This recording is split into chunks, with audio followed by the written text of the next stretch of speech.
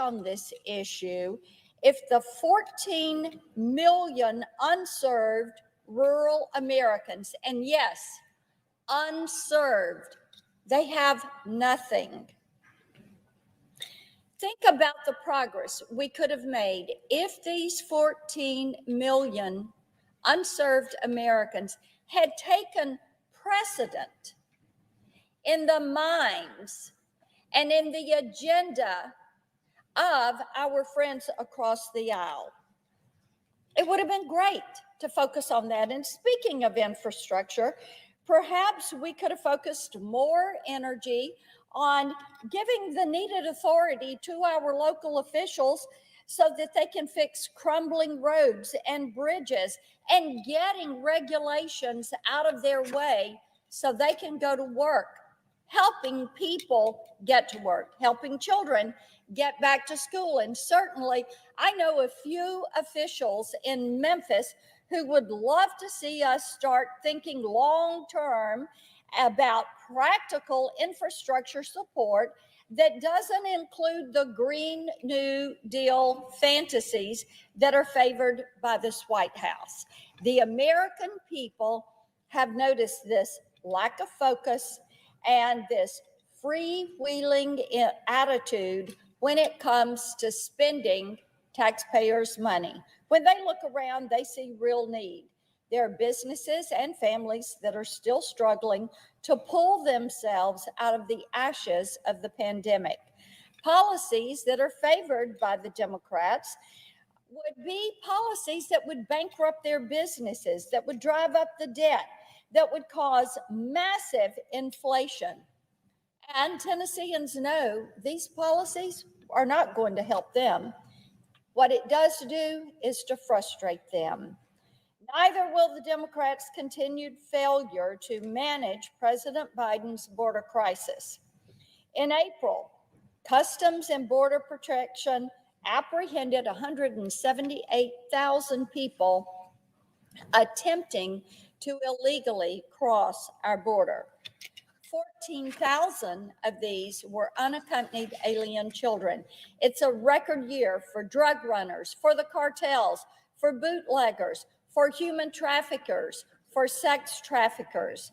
We caught the Department of Health and Human Services actually finishing the work of the cartels, trafficking many of those unaccompanied minors through the Chattanooga airport without the knowledge or the involvement of local officials.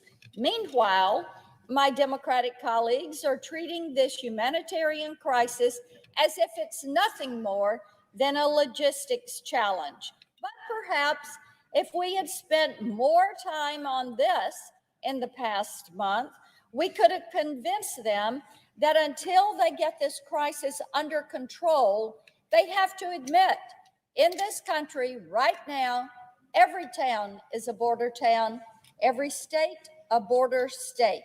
Just ask your local law enforcement. They will tell you. Perhaps they didn't want to put the time there because they'd been busy putting a show on for the cameras and their friends on the left. Tennesseans noticed what went on here this month. They're not happy about it. They've been reaching out. They don't have the luxury of playing political games. They don't have the spare resources to gamble on woke politics. They're trying to keep the doors of their businesses and their churches and their schools and their factories open.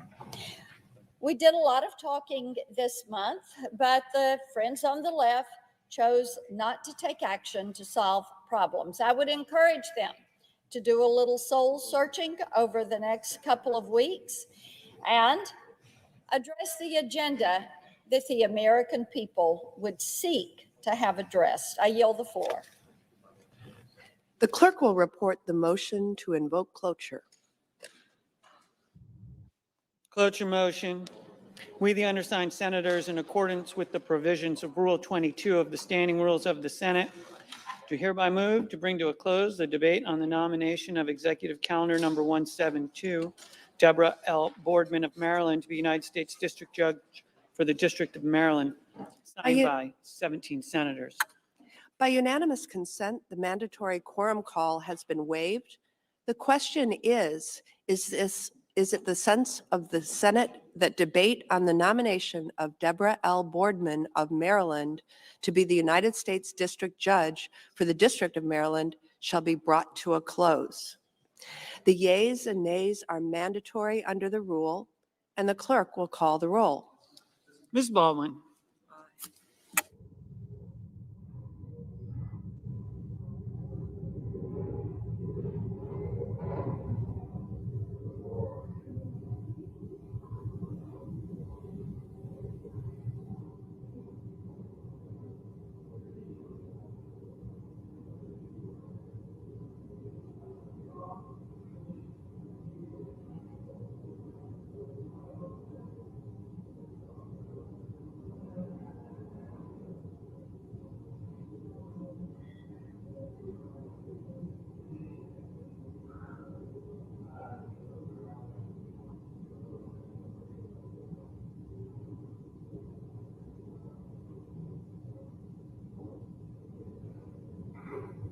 Mr. Barrasso.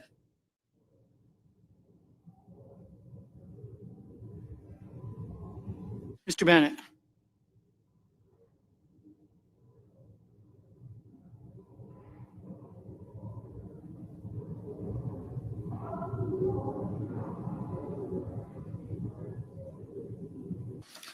Mrs. Blackburn.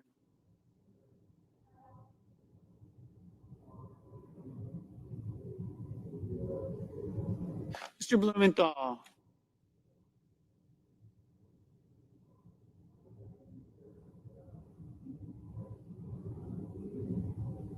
Mr. Blunt. Mr. Booker.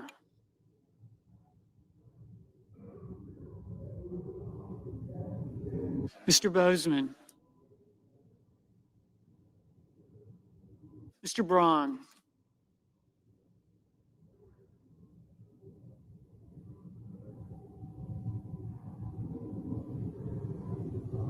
Mr. Brown. Mr. Burr.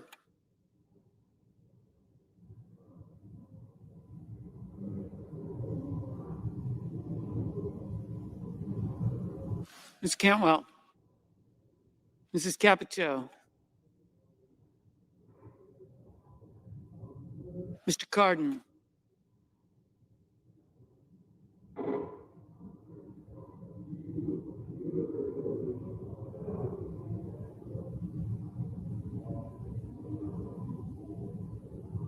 Mr. Carper, Mr. Casey, Mr. Cassidy, Ms. Collins, Mr. Coons, Mr. Cornyn, Ms. Cortez Masto,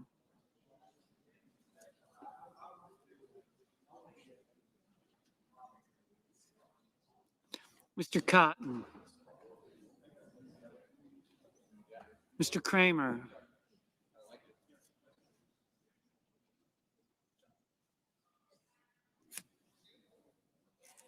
Mr. Crabo,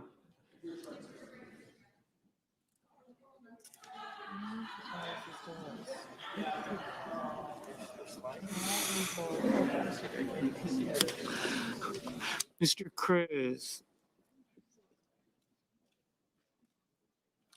Mr. Daines,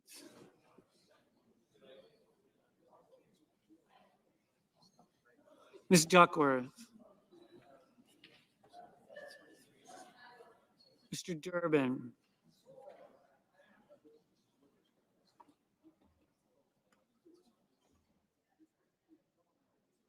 Ms. Ernst, Mrs. Feinstein,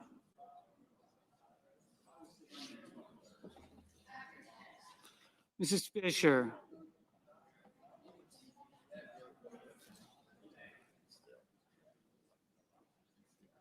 Mrs. Gilliram,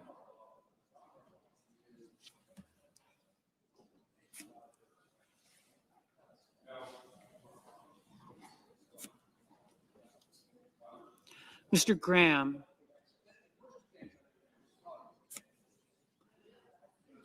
Mr. Grassley. Mr. Haggerty.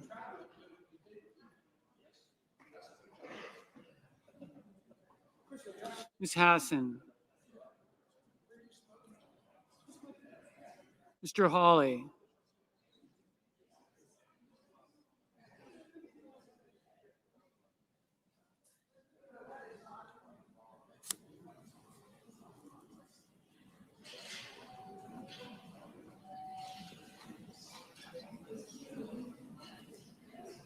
Mr. Heinrich.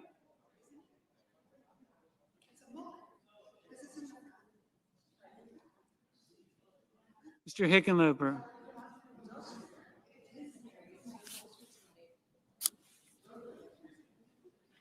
Ms. Hirono.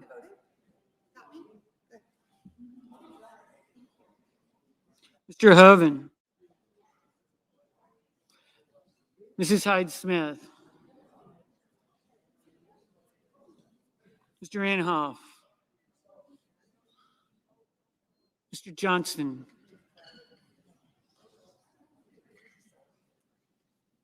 Mr. Kane.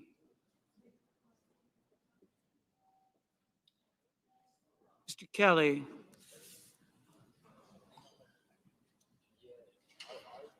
Mr. Kennedy.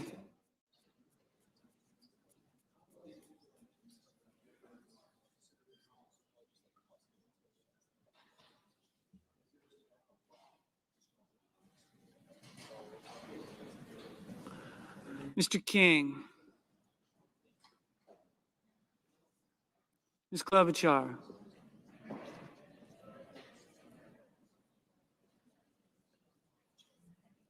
Mr. Langford. Mr. Leahy.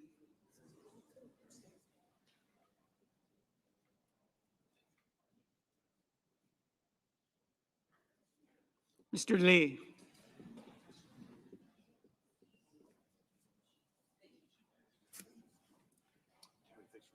Mr. Lujan.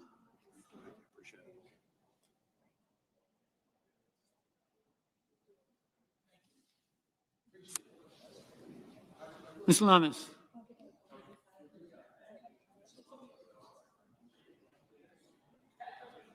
Mr. Manchin.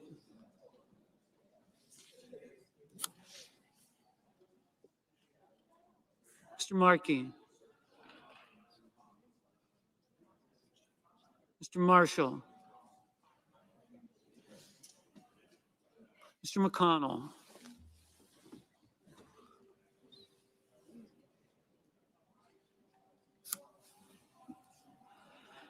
Mr. Menendez. Mr. Merkley. Mr. Moran. Ms. Murkowski. Mr. Murphy. Mrs. Murray.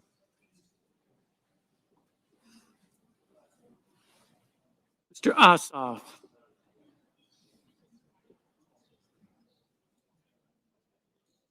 Mr. Padilla.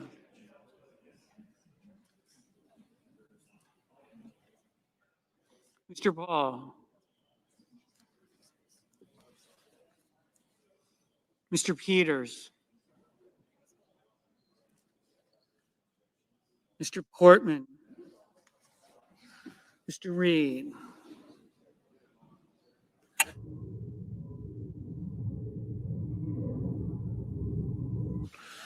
Mr. Peters, Mr. Portman, Mr. Reed, Mr. Resch, Mr. Romney, Ms. Rosen, Mr. Rounds, Mr. Rubio,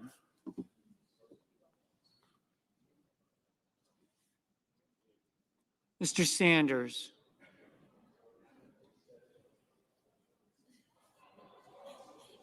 Mr. Sass,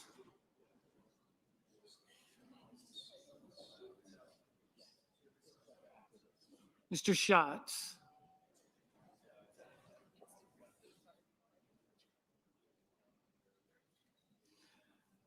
Mr. Schumer,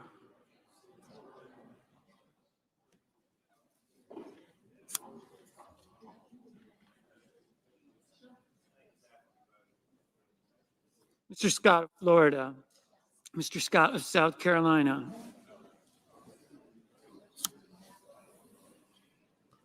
Mrs. Shaheen.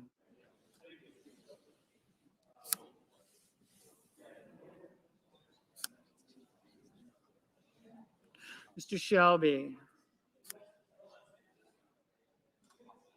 Thanks, buddy. That's fine right here. I'll take it. Perfect. Thank you.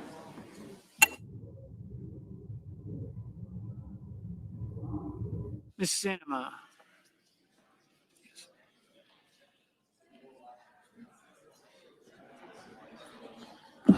Ms. Smith. Ms. Stabenow. Mr. Sullivan.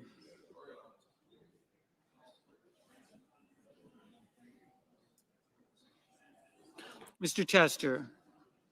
Mr. Thune. Mr. Tillis. Mr. Toomey.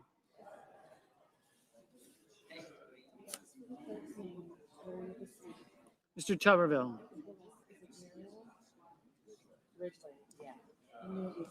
Van Hollen. Mr. Warner. Mr. Warnock. Ms. Warren.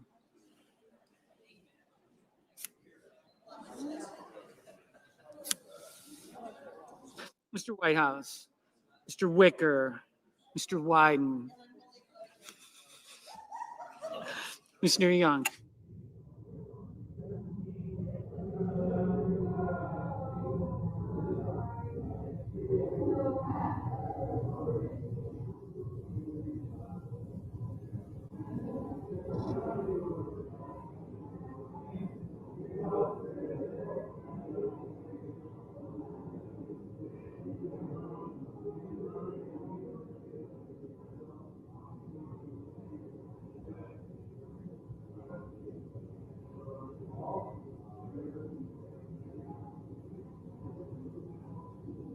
Senators voting in the affirmative. Baldwin, Blumenthal, Cardin, Coons, Duckworth, Graham, Heinrich, Kelly, Klobuchar, Lujan, Manchin, Markey, Menendez, Merkley, Peters, Reed, Rosen, Sanders, Cinema, Tester, Warner, Warren, Whitehouse. Ms. Collins? Aye. Senators voting in the negative. Blackburn, Capito, Cassidy, Cotton, Crapo, Cruz, Ernst, Haggerty, Hoven, Hyde-Smith, Johnson, Lummis, Moran, Murkowski, Risch, Romney, Rounds, Scott of Florida, Scott of South Carolina, Tillis, Wicker. Mr. Wyden, aye.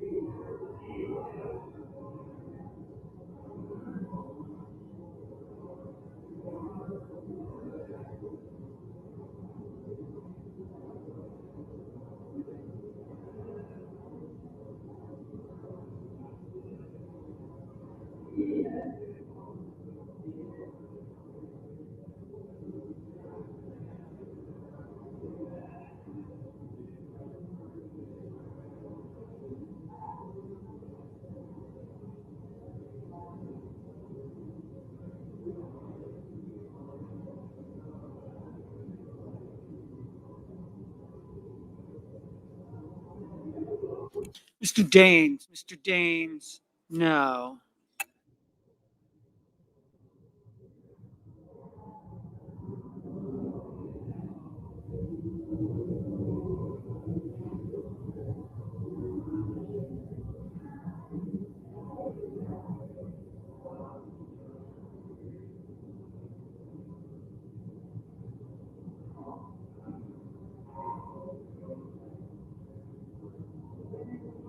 Mr. Marshall, no.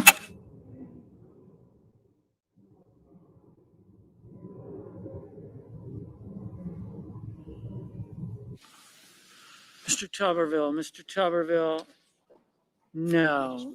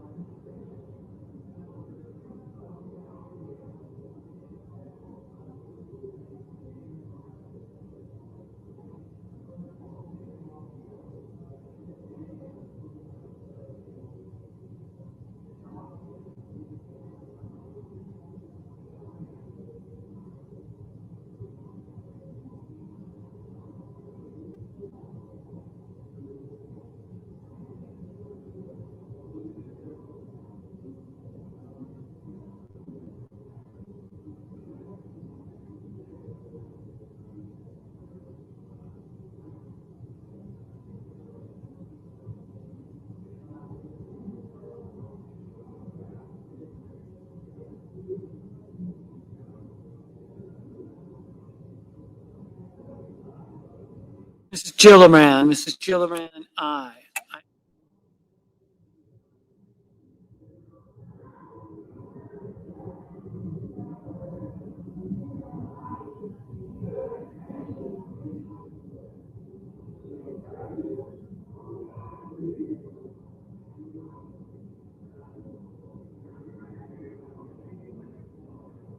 Mr. Kramer. Mr. Kramer, no.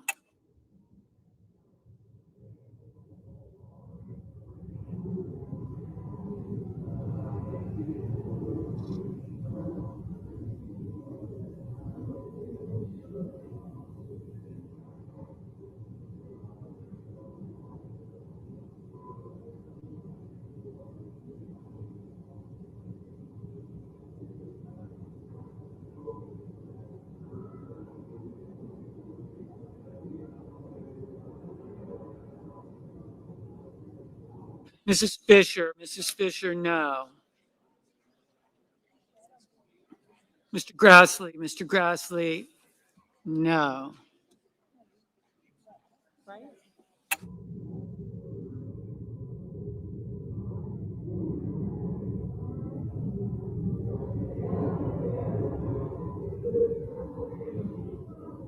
Mr. Sass. Mr. Sass, no.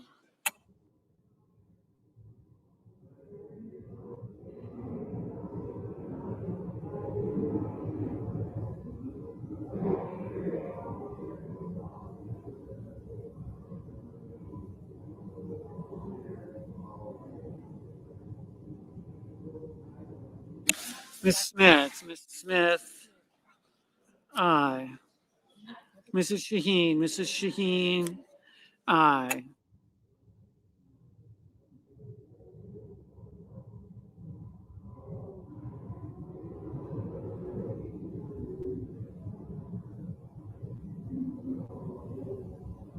Ms. Hassan. Ms. Hassan, aye.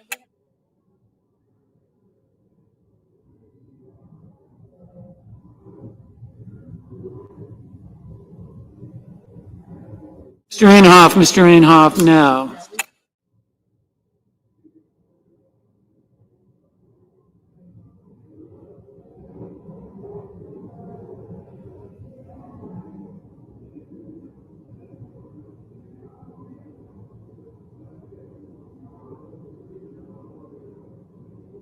Mr. Schatz. Mr. Schatz, aye.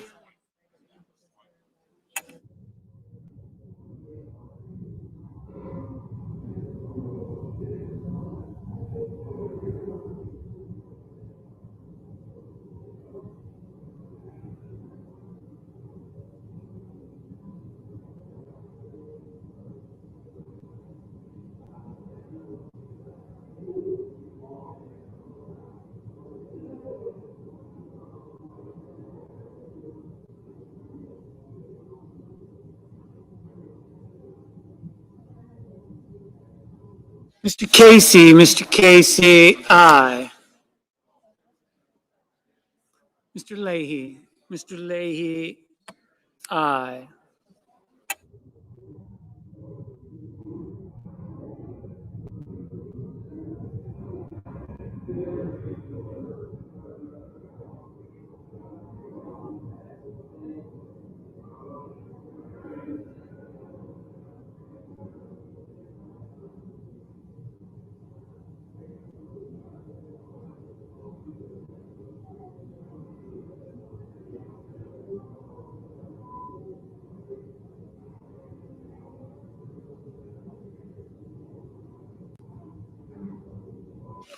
Mr. Blunt, no. Mr.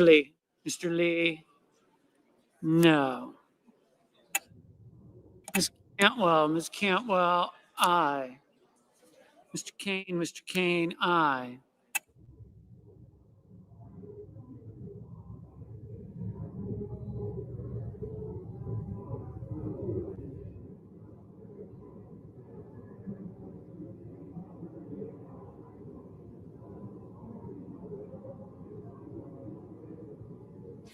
Mr. Toomey, no.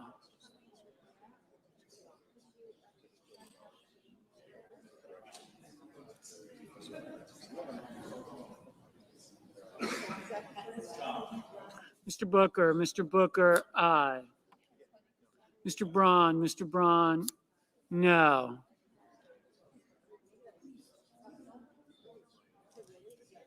Mr. Rubio, no. Mr. Murphy, aye.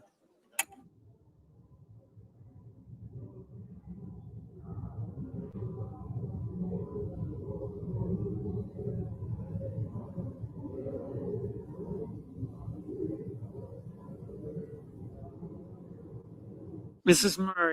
Murray, aye.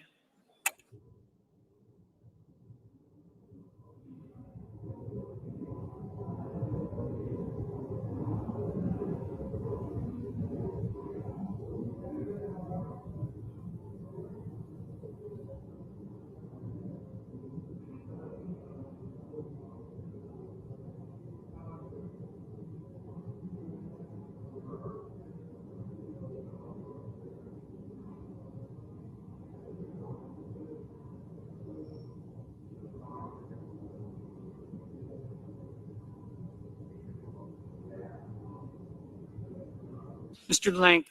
Langford, no.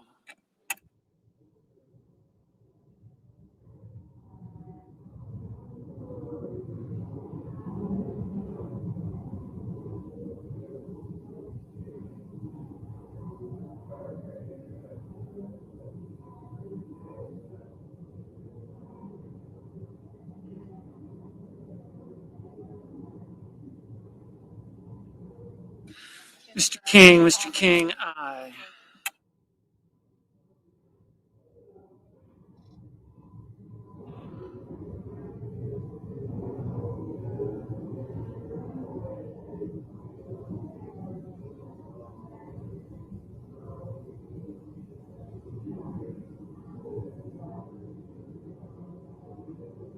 Mrs. Feinstein, aye. Okay.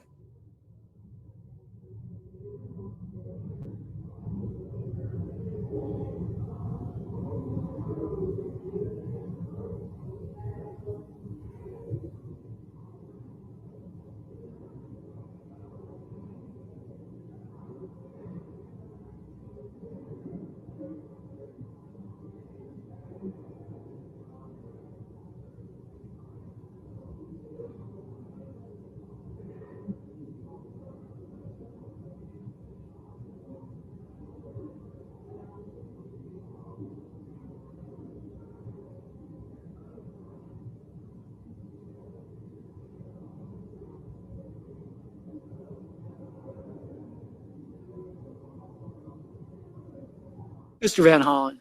Mr. Van Hollen, aye.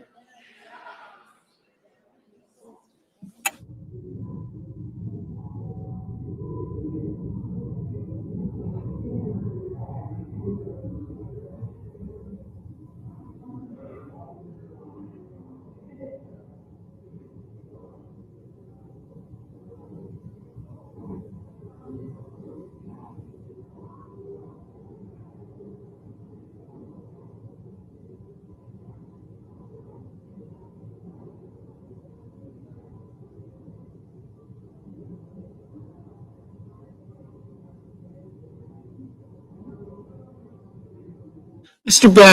Bennett, aye.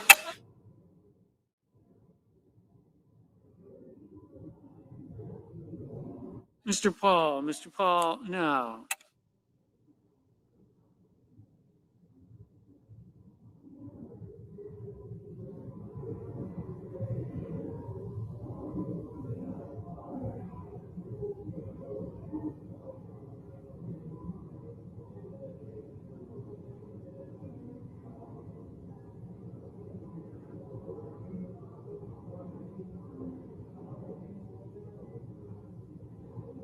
Mr. Hawley, no.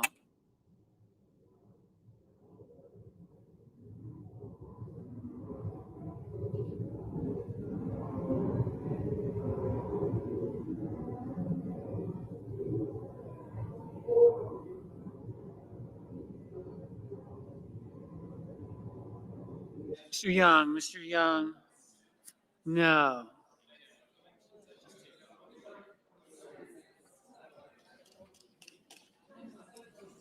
Mr. Schumer,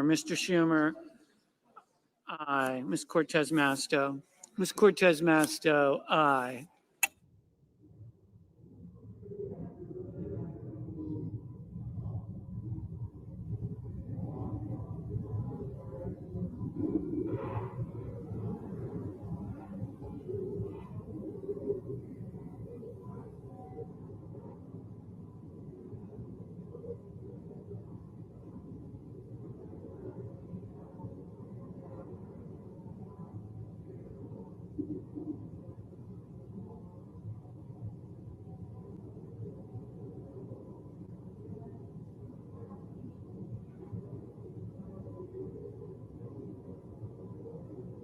Mr. Burr, no.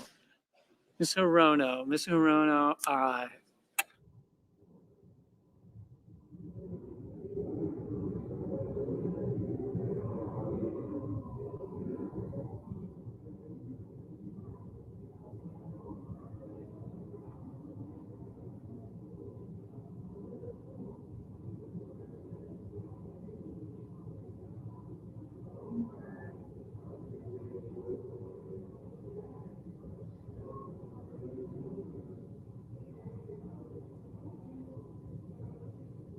Mr.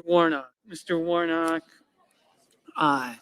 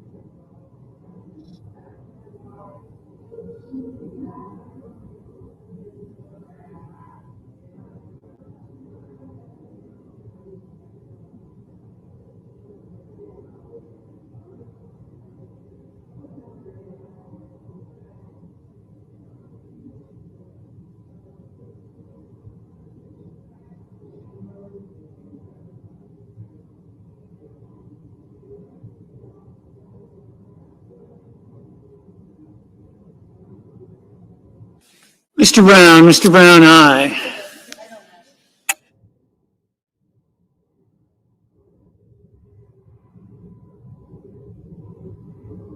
Mr. Shelby, no.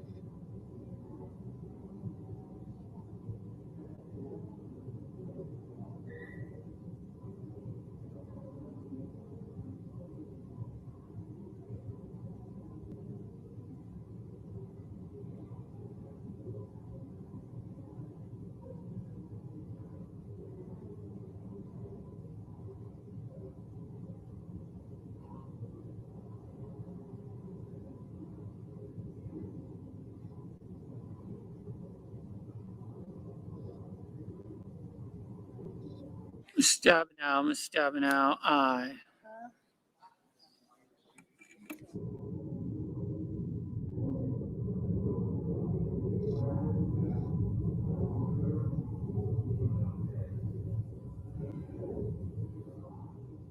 Mr. Padilla, aye.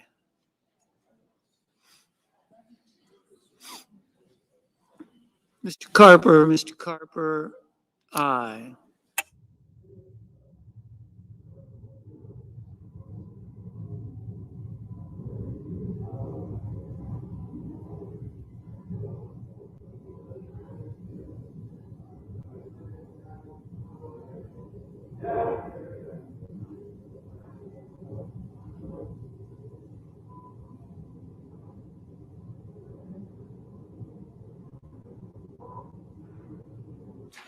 Mr. Sullivan, no.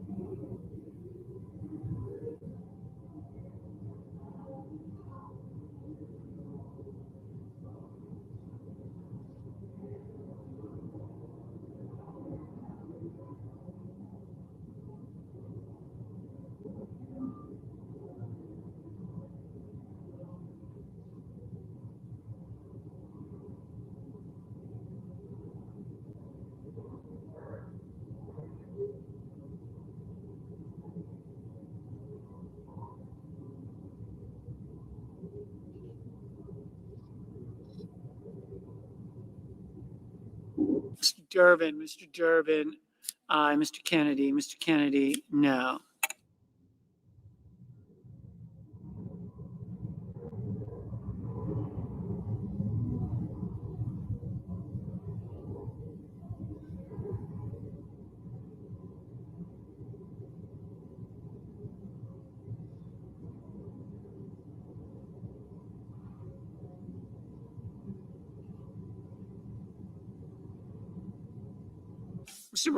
Mr. Barrasso, no.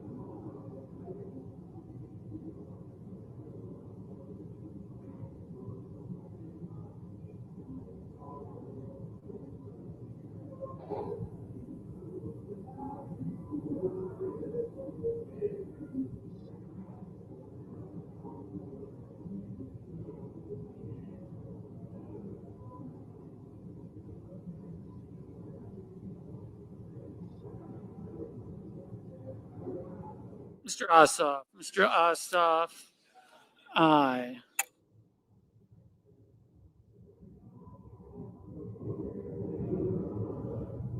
Mr. Thune, no.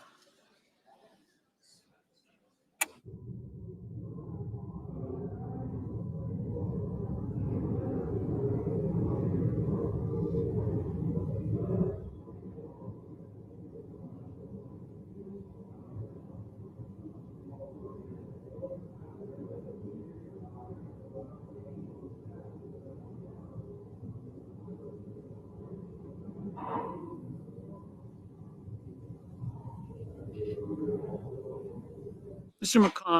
McConnell, no.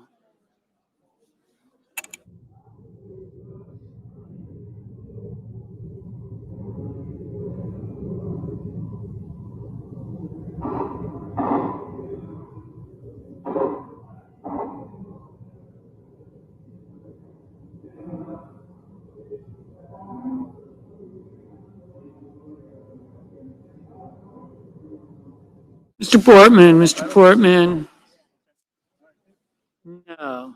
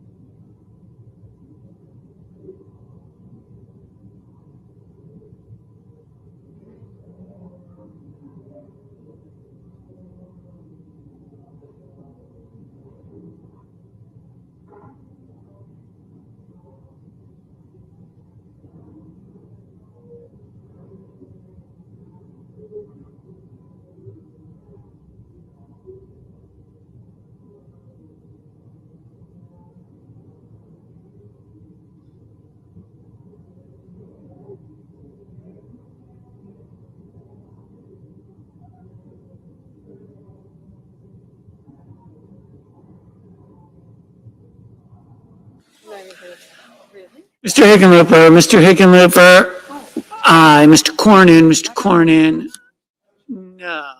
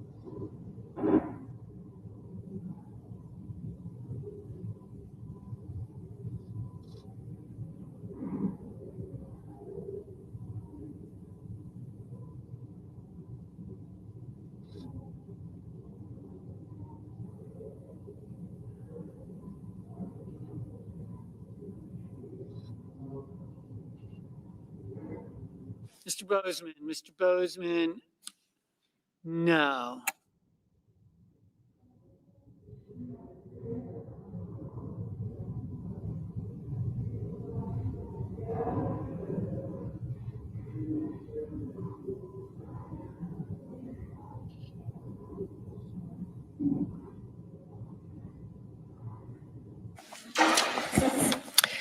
Has every senator voted? Does any senator wish to change his or her vote? If not, the yeas are 52, the nays are 48. The motion is agreed to. Madam President, The Democratic whip. Madam President, last week I told the story of a mother who received critical support from an organization called Lifespan in Chicago after her daughter was sexually assaulted by the mother's husband. The services provided by Lifespan were paid for by the Victims of Crime Act, VOCA.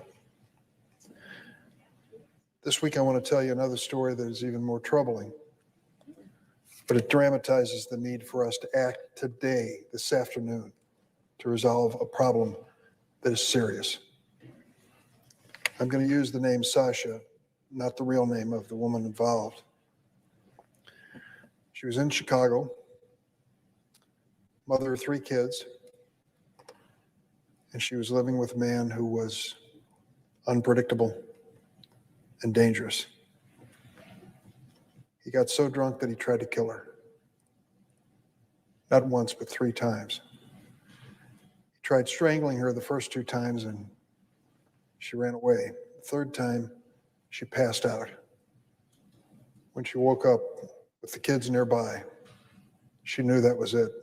She couldn't take it anymore. So she went to a hospital, hoping to get some help there. She was scared to death. She brought her kids with her because she didn't want to be around the man that did this to her. She heard about a group called Harbor House in Chicago. Harbor House is basically a domestic violence survivors center. I would tell my colleagues in the Senate, if you have ever visited domestic violence survivors center and met with any of the victims, you'll never forget it. I swear you'll never forget it. I can remember the first time I met with one of the victims in one of the shelters. She was crying, her eyes were red, and one eye was blackened. And she choked back the tears and told me the story of what she'd lived through. For some reason, and I'm not a psychologist, I can't explain it, she blamed herself. And it happens so often. What happens to these women who are the victims of domestic violence and abuse?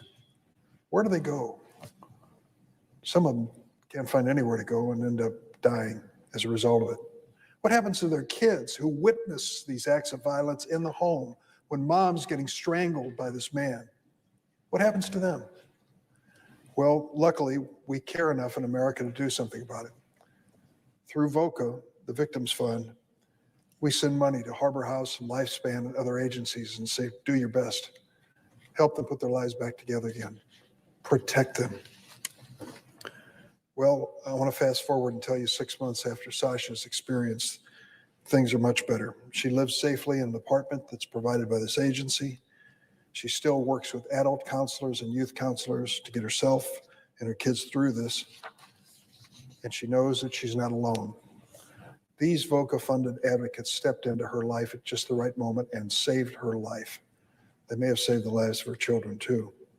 So when we cut back on funding for whatever reason, we are jeopardizing the services that I just described that are so critical. With decreased VOCA funding, if we do nothing today, with decreased VOCA funding, Harbor House will have to cut 3 of its staffers, including a legal advocate, adult counselor, and youth counselor.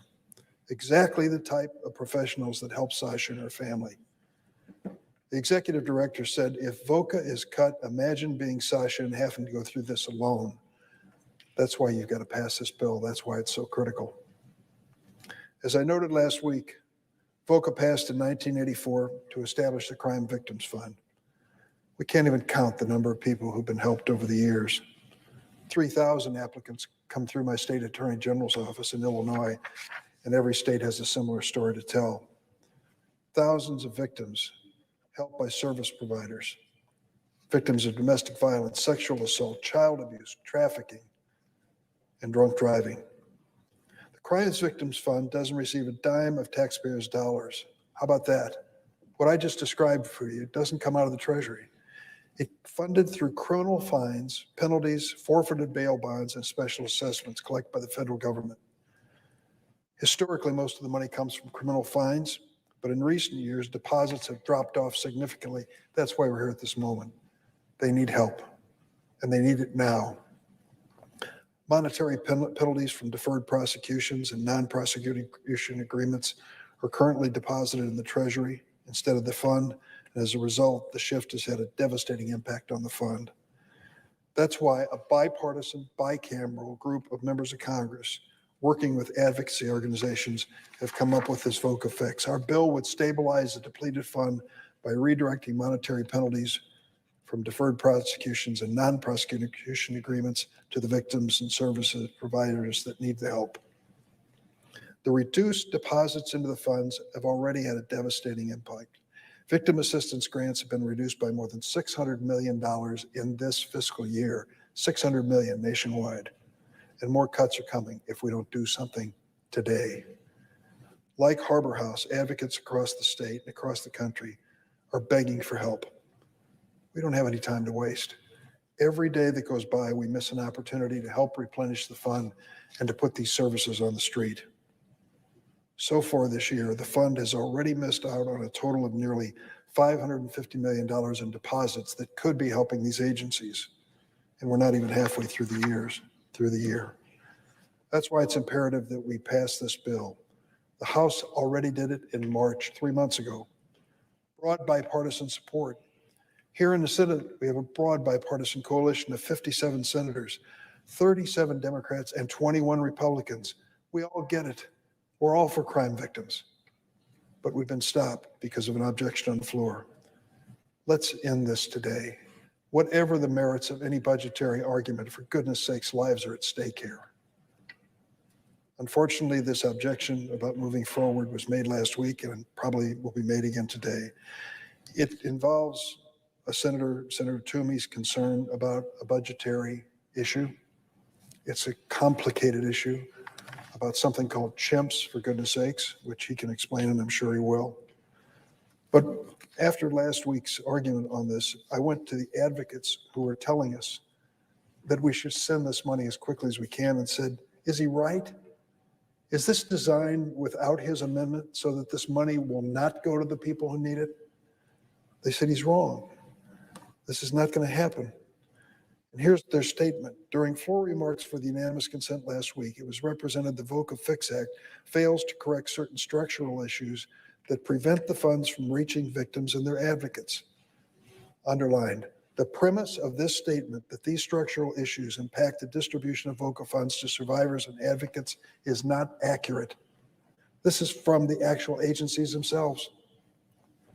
While the use of chimps as budget offsets continues to be a contentious issue, they said, the claim that appropriators hoard money rather than releasing it to victim service providers is false, inaccurate, and false. In reality, appropriators have substantially decreased the size of the budget offset by releasing far more than the amount required by this proposed substitute. And the proposed substitute intends to restructure the entire appropriations process is incredibly controversial. In other words, we're going to dive into the deep end of the pool on budget process and budget rules and budget regulation while people are literally drowning in violence, victims of domestic abuse. For goodness sakes, isn't there a better time and place and a better group to hold hostage? It shouldn't be these domestic violence victims. I yield this point to Senator from Rhode Island. Thank you. Madam President, Senator from Rhode Island. I won't speak long, but I wanted to echo the comments of our distinguished judiciary chairman because I've had a similar experience. As we were going through COVID, I was hearing from our domestic violence groups in Rhode Island that two things were happening at once.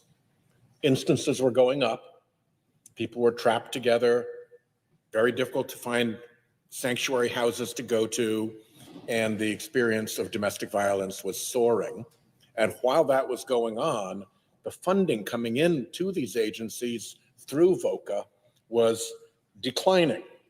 Now, there's a pretty simple, well, first let me thank the Rhode Island Coalition Against Domestic Violence and Sojourner House, which provides sanctuary services, and Progreso Latino, which works in this space in our Latino community for their great work. There are a lot of organizations in this space, and I want to start by appreciating them.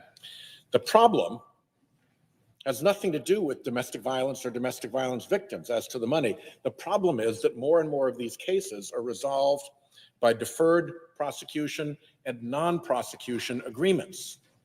But the funding for VOCA comes out of criminal sentences, criminal prosecutions.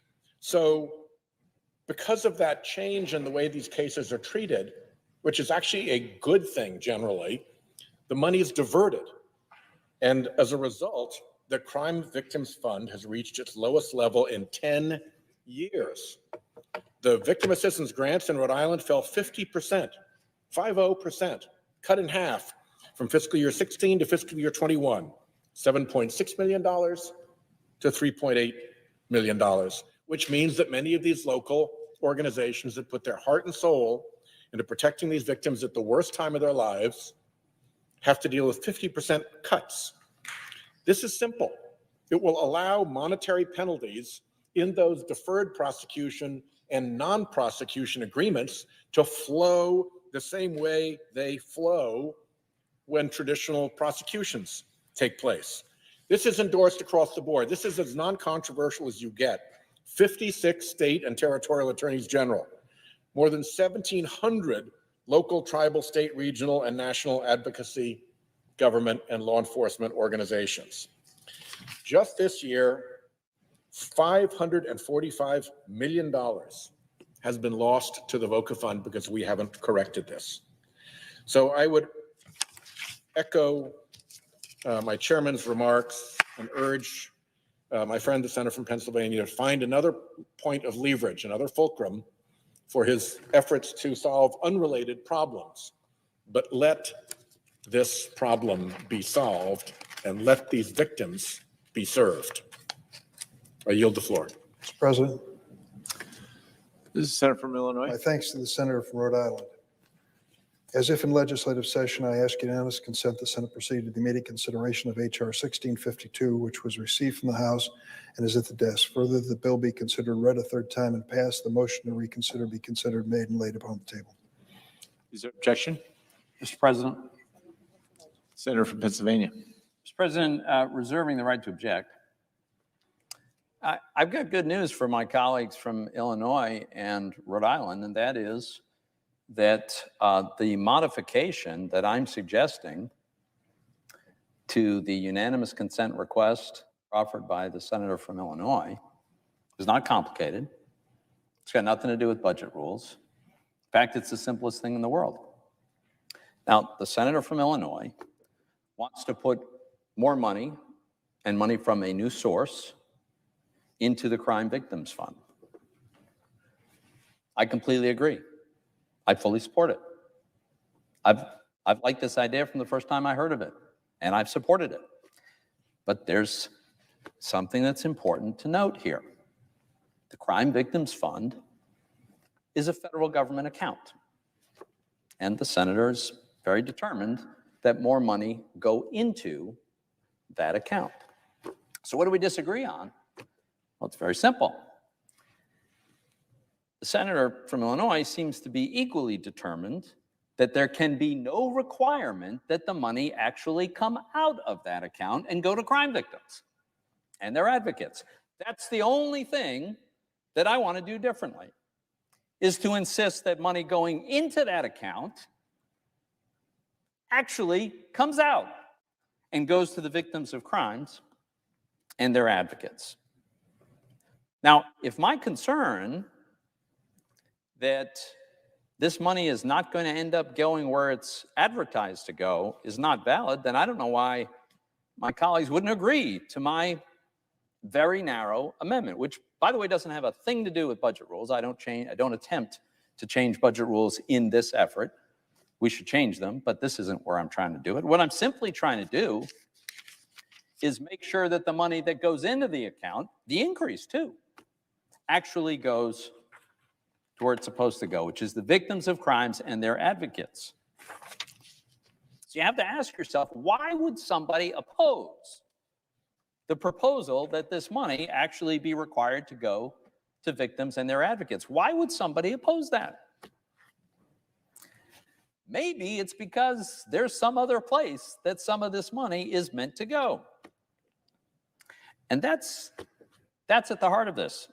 You see, under the ridiculous rules we operate under, if the money doesn't end up going to crime victims and their advocates, then it frees up additional money to be spent on whatever anybody else wants to spend it on.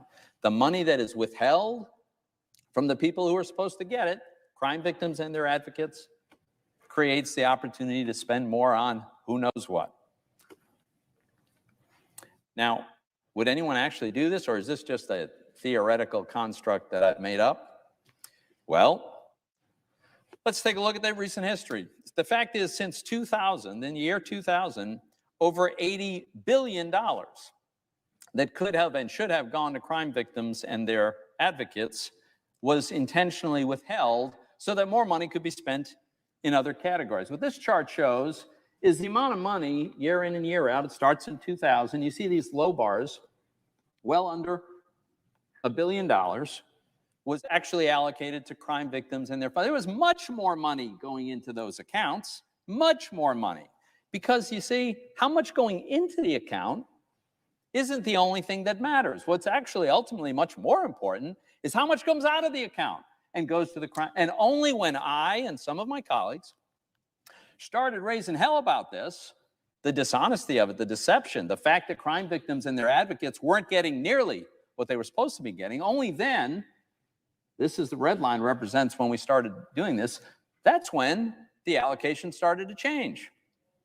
This represents the huge surge in funds that we've been sending to crime victims and their advocates in recent years because some of us were no longer willing to tolerate this and we were raising Cain about what had been going on. Now, what I'm simply trying to do is prevent us from going back to what was routine around here, what was in standard operating procedures, which was to deceive people, pretend that money was going to end up going to crime victims fund when everybody knew it wasn't. Now, why would I be concerned that we might be going back in that direction? Well, I'll tell you why. President Biden has been very instructive about this. In his budget that he released just months ago, he actually specifies that in his budget, he wants money to be diverted from the Crime Victims Fund, which is mentioned by name, and one other fund, so that more money can be spent on other purposes. This is my concern. This isn't something that's been made up. This is President Biden in his budget asking us to go right back to what we used to do. And so then when I come down here and I suggest one modification to the very constructive idea that we add this settlement money to the fund, and the modification is that the money actually has to go to crime victims and their advocates, that's objected to. People are insistent that we not have a requirement that this money actually be allocated. So someone might think that that's pretty strong body of evidence that suggests maybe all of this money isn't going to end up where it's supposed to go. Therefore, I ask that the senator modify his request to include my amendment, which is at the desk, that it be considered and agreed to, the bill as amended be considered read a third time and passed, and that the motions to reconsider be considered made and laid upon the table with no intervening action or debate. Is there objection to the Mr. President, modification? reserving the right to object. If you listen to this explanation, there's one thing missing, and it's critical. There's a suggestion that this money for the crime victims funds is being spent for another purpose. You never heard that, did you? It said it could be, maybe it will be, it might be, but it hasn't been. Listen to what they say. These people in the advocacy groups who, believe me, are jealously watching every penny. They want every dollar, just as you do, and I do. And what do they say about your argument? The premise of your statement that these structural issues impact the distribution of victims' funds to survivors and advocates is not accurate. It goes on to say the claim that appropriators hoard the money rather than releasing it to victim services is false. It's from very agencies receiving the money. Are they in on the deal, Senator? I don't think so. They're desperate for these funds, and without them, they're going to have a serious cutback in services. The proposed substitute intended to restructure the entire appropriations process is incredibly controversial, and you know it, and I know it as a member of the Appropriations Committee. And yet you're tangling up this entire appropriation for the victims of crime, victims of domestic abuse, women who are seeking shelter and help and hospital care and trying to care for their children and what they're going through. You want to hold back on the possibility somebody's going to spend this on something else, even though you have no proof that it's been done. None. And the people who are the advocates for these groups are saying to you, what you're saying is inaccurate and false, and you won't give it up. I'd suggest pick another target. Find some other group to make your budget point of order. Please don't take these people who are in the most desperate situations in their life. This is not the time or place to raise this budget debate. I sincerely hope that you'll think about them for a moment. I object to your modification. Is there objection to the original request? So reserving the right to object. This is an amazing argument the senator from Illinois is making. He's saying, don't worry, we would never do what the senator from Pennsylvania is suggesting might happen, and which, by the way, always used to happen, and which, by the way, the president is asking us to do. We would never do it. But I'll object to a requirement that the money actually go where we say it's going to go. I think that tells us all we need to know, and so I object. Objection is heard.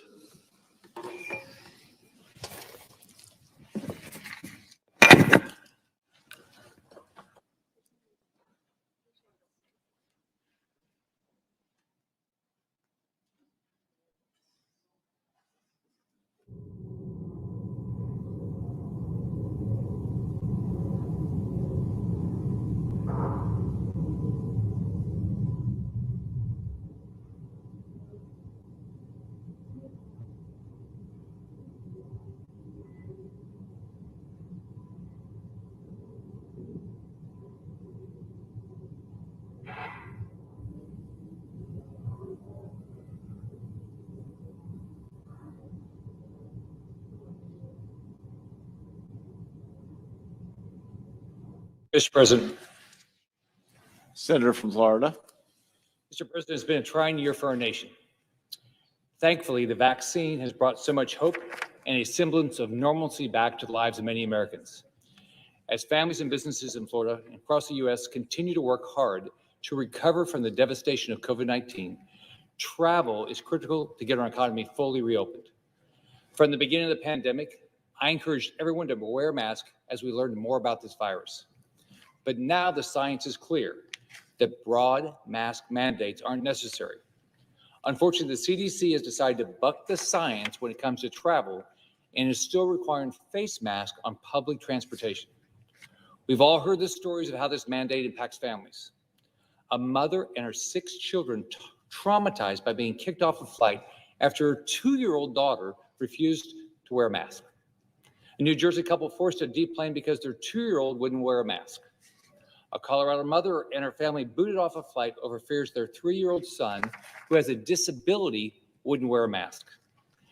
An Orthodox Jewish family kicked off a flight because their 15-month-old baby was not wearing a mask. You can't make this stuff up. It's made traveling with children nearly impossible. After a year of hardships and being apart from loved ones, these families were denied the ability to reconnect. It's awful and unnecessary. And I hear stories all the time about parents with young children decide, I'm not getting on an airplane because I know I'll get kicked off, or I might get kicked off. And to make guidelines even more confusing, you're allowed to remove your mask to eat and drink.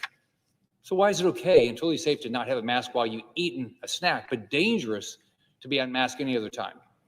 The CDC itself has been clear mask mandates aren't needed. You don't have to wear a mask in a restaurant.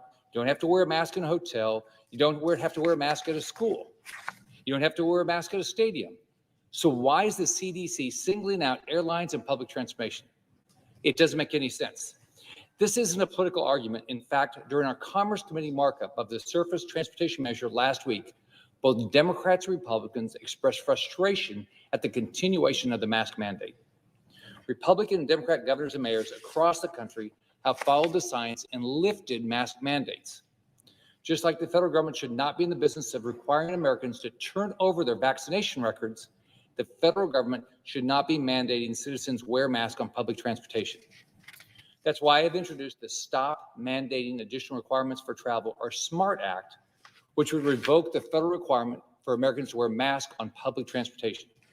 Americans should be free to make choices they feel are in the best interest of their own health and the health of their loved ones. If someone wants to wear a mask, they are absolutely free to do so. But the government has no right to tell them what to do. If an airline or other private company decides it wants to implement a mask policy, so be it. This does not prohibit them from doing so. I've been clear, private companies should be able to make decisions that they feel are appropriate for their employees and their customers. And then their customer gets to make a decision. This bill is pure common sense. And I'm glad to be joined today by my colleague from Utah, Senator Lee, and he'll be speaking after I ask for the consent. The science just doesn't support keeping the mask mandate in place. We have to listen to the science and work together to move America forward. I know Americans will do the right things to stay safe, and I hope my colleagues join me in passing this important bill. As given legislative session, I ask unanimous consent that the Committee on Health be discharged from further consideration of S2084 and the Senate proceed to its immediate consideration. I ask unanimous consent that the bill be considered read a third time and passed, and the motion to reconsider be considered made and laid upon the table. Is Mr. there President. objection? Mr. President. Senator from Washington. Mr. President, reserving the right to object. Right now, experts at the Centers for Disease Control and Prevention are continuing to update their mask requirements based on latest developments, including requirements related to travel. They need us to be reinforcing their science-based work to keep people safe, not overruling it. We cannot pretend this pandemic is over. This virus is still spreading, it is still mutating, it is still costing lives, and it is still leaving survivors with long-haul symptoms. And the new Delta variant is more contagious, more likely to send people to the hospital, and already in our country. We've made great progress on vaccinations, but there are still people who are not vaccinated, as well as people who cannot yet get vaccinated. We know masks remain a simple, effective way to protect everyone, especially in small, crowded spaces, in an airplane, on a bus, or a train. Getting rid of mask requirements for travel before the experts tell us it is safe to do so is not going to get people to their destinations any faster, and it is not going to end this pandemic any faster. Instead, it will draw things out, it will cost time, and it will cost lives. Mr. President, to get everyone safely through this pandemic, we need to listen to the experts and let them do their jobs. Therefore, I object.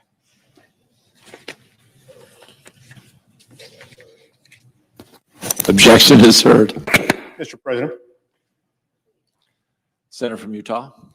Mr. President, I echo the remarks presented by my friend and colleague, the junior senator from Florida. I agree wholeheartedly with his analysis. I think it's unfortunate that we missed this opportunity to enact meaningful change today, change that's backed up by science. It was in January of this year that the Centers for Disease Control ordered the mandatory use of masks on planes, trains, buses, and other modes of public transit of every kind, everywhere across this country. If Americans fail to comply with this mandate, they risk being fined or even criminally prosecuted. 6 months later, the coronavirus continues, with the CDC refusing to recognize its own research that the mandate is no longer defensible. It's now June. The vaccine's been available for months. COVID cases are plummeting, and the country's anxious to return to the way things once were. The CDC has even said that vaccinated Americans don't have to wear masks and can get their lives back to normal. More than 45% of Americans are now fully vaccinated. States are lifting their restrictions, and in restaurants, stores, and workplaces across the country, it's no longer required, mercifully, to wear a mask. If Americans still want to wear one, they can make that decision for themselves. They're free to do so. But the CDC's requirement that vaccinated individuals, even vaccinated individuals, must wear masks on all forms of public transit now blatantly contradicts the agency's own policies and the agency's own scientific research. It needlessly promotes fear and plays politics with the lives of the American people. Not to mention, it's imposed absurd expectations and serious consequences on children and families, especially families with children trying to travel. You see, after the January mandate, the CDC issued a corresponding mandate that exempted only children over the age of 2, in keeping with their original mask-wearing guidance that is among the most stringent in the world, and I would add, the most unrealistic in the world, when you consider that they require it up to and including children as young as 2 years old. So what have been some of the results of this guidance? Parents have been kicked off and banned from flights if their small children refuse to wear a mask. For parents of kids with disabilities and many parents of especially small children, compliance has been nearly impossible. We already know that children, especially young children, are unlikely to contribute to the spread of the virus. What we do not know, however, is what scientific studies, if any at all, the CDC happens to be relying on in reaching this guidance, in reaching the conclusions underlying this guidance. In fact, several of my colleagues and I sent a letter to the agency with this very question more than 2 months ago, on April 22nd, 2001. And now, more than 2 months later, we have yet to receive an answer. It's a very simple question, and we have yet to receive any shred, any semblance, any scintilla of an answer. I find that unacceptable. Mr. President, if the CDC actually believes its own research, then it should act like it. And if it believes in the vaccines, the very vaccines on which we have spent billions of taxpayer dollars, then it should act consistently and instill confidence in the American people rather than fear. And with the vaccine now free and widely available, Americans should be able to weigh the costs of the options before them and choose for themselves whether to receive the vaccine, whether to wear a mask, or whether to take their own precautions free of any mandates imposed by their government. But if the federal government is going to have a say in whether or not there should be a mandate, it should be up to Congress, the sole branch of the federal government empowered to enact law, and not coincidentally, the branch elected by and held most accountable to the people at the most regular intervals. It should be up to this branch of government, the legislative branch, to enact such a mandate. To the extent that the CDC issued this mandate, it did so using authority delegated to it from Congress. We in Congress did not pass the mask mandate, and we do not have to defer to those bureaucrats who did. The science, Mr. President, the science shows that wearing masks should not be federal law, and we should act accordingly. We should, moreover, give Americans some reason to want to be vaccinated. When there's light at the end of the tunnel, when they can see that there's some tangible, immediate benefit to them getting vaccinated, they're more likely to do it if they can safely enter a place of mass transit without a mask if they choose to do so. Many more people will choose to get vaccinated if we give them that benefit, or if we at least allow the operators of those modes of transportation to allow people to do that. we can assert our rightful authority and promote sound science and common sense by supporting the bill introduced by my friend and colleague, Senator Scott of Florida. We need this to pass. The American people have suffered through a very, very long COVID winter. It's time for them to be able to make their own choices. That is what we do best as Americans, because we believe in freedom. We also believe that whenever the coercive power of government, especially the coercive power of the federal government, is exercised, it must do so with the authority of Congress. We should never tacitly acquiesce to the authority of overlords within a bureaucratic agency who are elected by no one and ultimately accountable only to themselves. We are in charge here. We make the law. We shouldn't blindly defer to anyone, certainly not the CDC, when the CDC ignores its own science. Thank you, Mr. President. President. The senator from Florida. Mr. President, I want to thank my colleague from Utah for his comments. I want to thank his continued commitment always to make sure that we, Congress, handles everything we can. We don't defer constantly to the executive branch in making decisions that we should be making. This is a simple example of why we should be making this decision. This is following the science, and I'm actually shocked that my colleague from the state of Washington does not want to follow the science. I don't understand why my colleague from the state of Washington wants government to be dictating things. I mean, why do we want to dictate to Americans how they lead their lives? Why does she think that the government why has government lifted mandates in states all across the country, but not, and why is the CDC fine with every place but public transportation? It just doesn't make any sense. Americans will do the right thing. It's not our job to dictate, to tell them how to lead their lives. If someone wants to wear a mask, so be it. They should do it.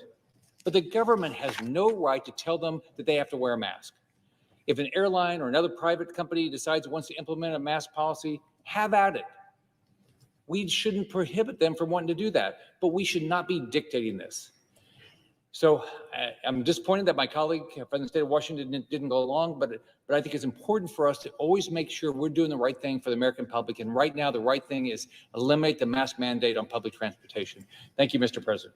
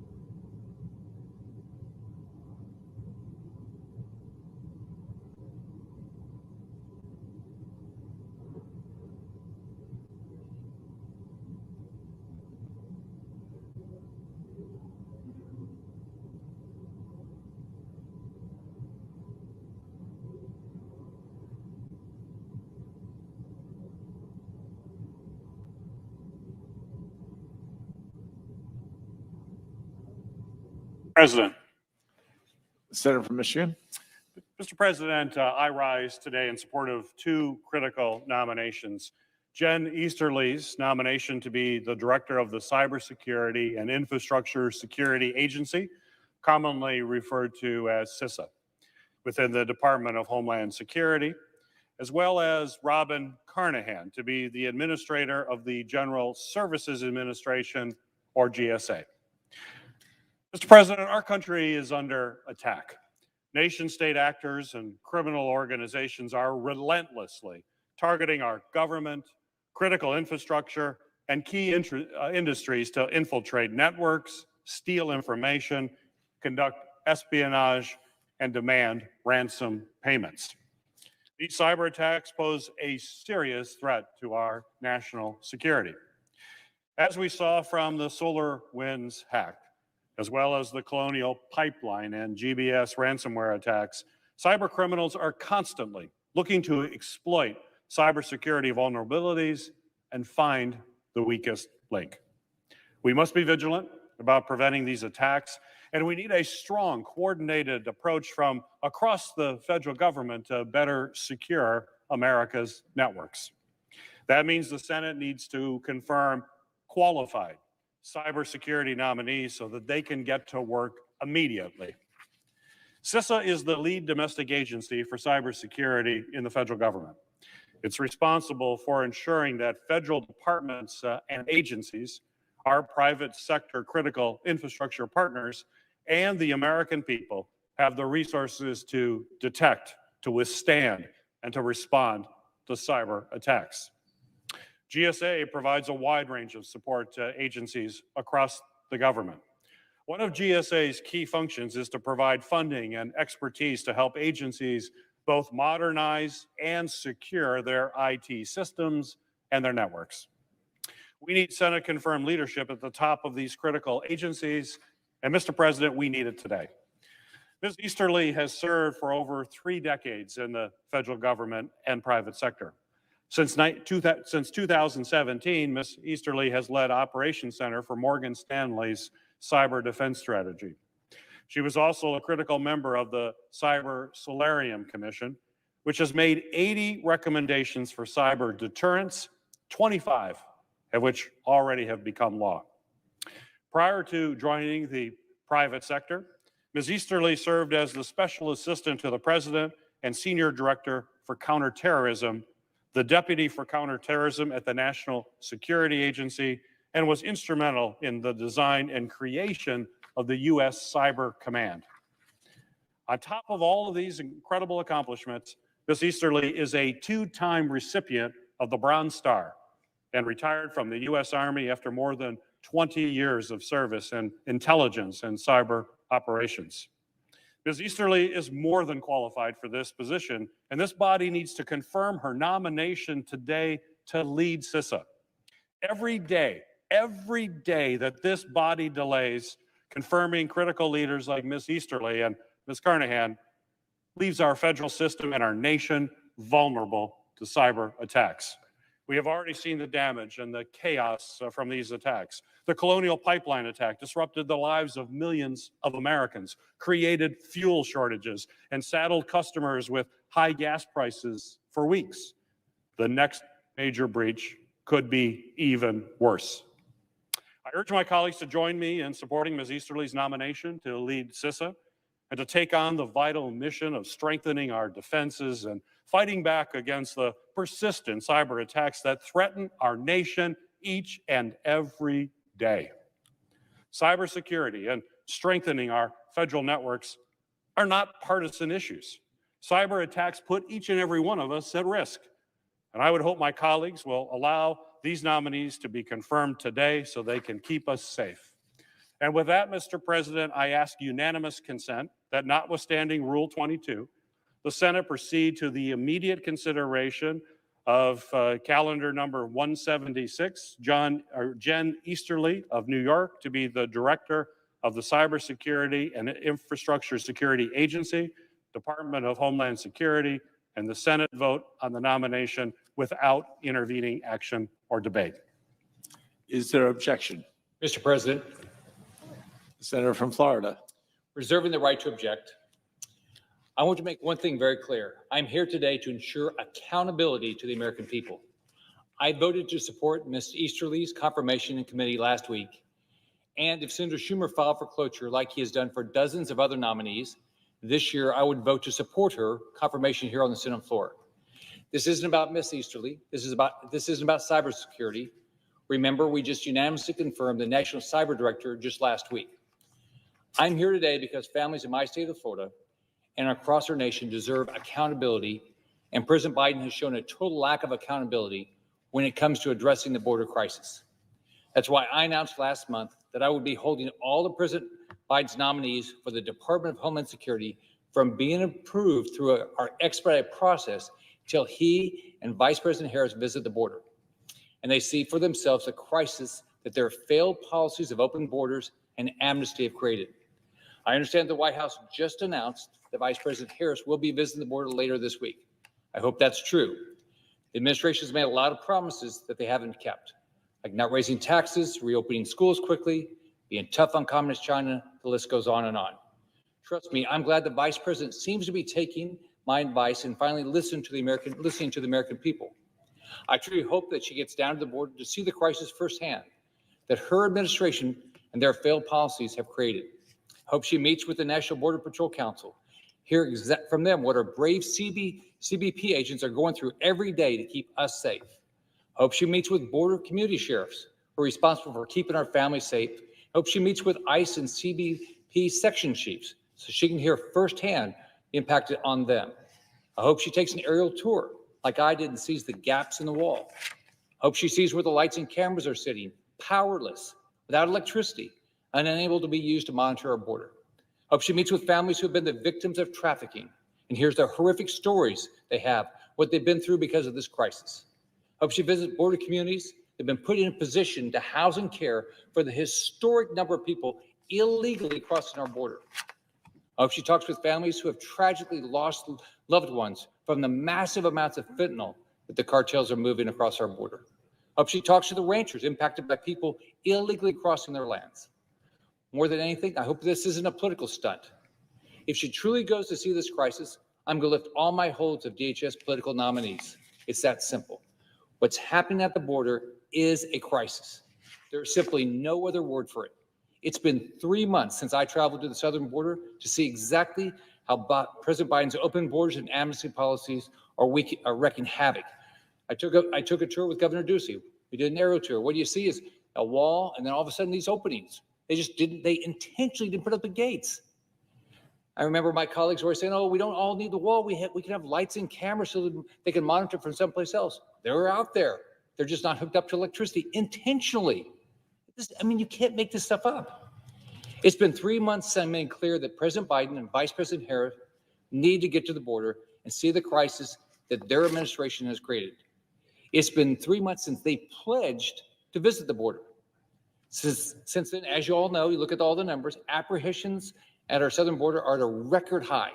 More than 180,000 illegal aliens tried to cross our southern border last month and were apprehended, the highest in 21 years. This is a crisis. It threatens our national security and the safety of American families. And we don't know how many people we didn't apprehend.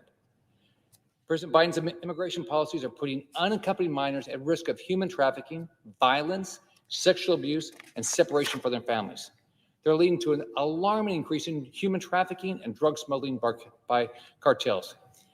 The FBI Director Wray said this month there's no question that cartel activity from Mexico is spilling over into the United States. We're seeing it here in Florida. I talked to sheriffs. What they're telling me is unbelievable amounts of fentanyl are coming across the border and getting into our state, putting Florida families in danger. I was down in one lab, and they were telling me that 2 people died that week from fentanyl. But instead of securing the border and finishing wall construction projects, President Biden is terminating all of the wall projects. Why would you be doing this? The inaction by President Biden and Vice President Harris is inexcusable. I don't know what they're waiting for. Why can't they acknowledge that a secure border is the best thing for our nation? If you talk to people around this country, they want a secure border. Why can't they stand up against the radical left to say that open borders are dangerous to American families? 2 weeks ago, the Vice President went to Guatemala and Mexico. While she was there, she was asked by Lester Holt when she was going to go to the border, and she laughed. This is not a laughing matter. This is a crisis, and people are dying because of this crisis. It should make all of us furious. People are dying, children are being exploited, and they're being abandoned in the desert. Earlier this year, 2 Ecuadorian children, 2 little girls, 3 and 5 years old, were dropped over a 14-foot section of the border wall. We all saw the pictures. They were abandoned there in the middle of the night. 2 innocent little girls, just 3 and 5 years old. Can you imagine how terrified they were? I think of my daughters. I think of my grandchildren. We all do. We all think how would our family deal with that? It just breaks your heart. The Vice President claims the Vice President's trip was down to Guatemala, Mexico, was to talk about the root cause of the immigration. I don't believe that. The Vice President's trip wasn't any more than a poorly executed political stunt.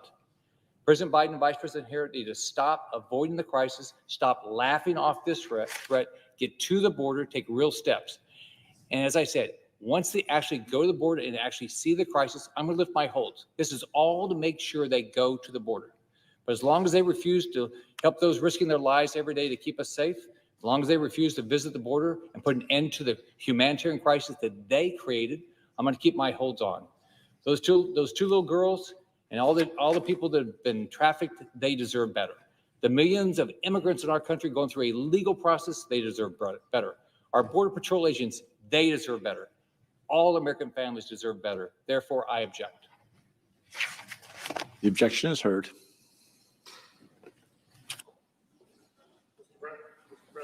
The Senator from Michigan. Mr. President, I'd like to discuss Ms. Carnahan's qualifications further before asking for consent on her confirmation. Ms. Carnahan has an extensive career spanning federal and state government, as well as the private sector. During the Obama administration, she founded and led the state and local practice at 18F, a technology consulting firm consultancy within GSA. In this role, Ms. Carnahan worked with state and local government agencies to improve and modernize their digital services. Prior to her tenure at 18F, Ms. Carnahan served as Missouri's Secretary of State, where she focused on modernizing IT infrastructure to improve service for hundreds of thousands of customers. Ms. Carnahan is a nationally recognized government technology leader, and in 2017 was named one of the federal government's top women in tech. I urge my colleagues to join me in supporting Ms. Carnahan's nomination to lead GSA. From modernizing and securing federal networks to strengthening supply chain security, GSA plays a critical role in bolstering our national security. So with that, Mr. President, I ask unanimous consent that notwithstanding Rule 22, the Senate proceed to the immediate consideration of the following nomination, Calendar 175. Is there objection? Without objection, the clerk will report. Without objection, the clerk will report. General Services Administration, Robin Carnahan of Missouri to be Administrator. President, I ask consent that the Senate vote on the nomination without intervening action or debate, and if confirmed, the motion to reconsider be considered made and laid upon the table, all without intervening action or debate, that no further motions be in order to the nomination, that any statements related to the nomination be printed in the record, that the President be immediately notified of the Senate's action. The question is on the nomination. All those in favor say aye. Aye. All opposed, no. Ayes appear to have it. The ayes do have it. The nomination is confirmed.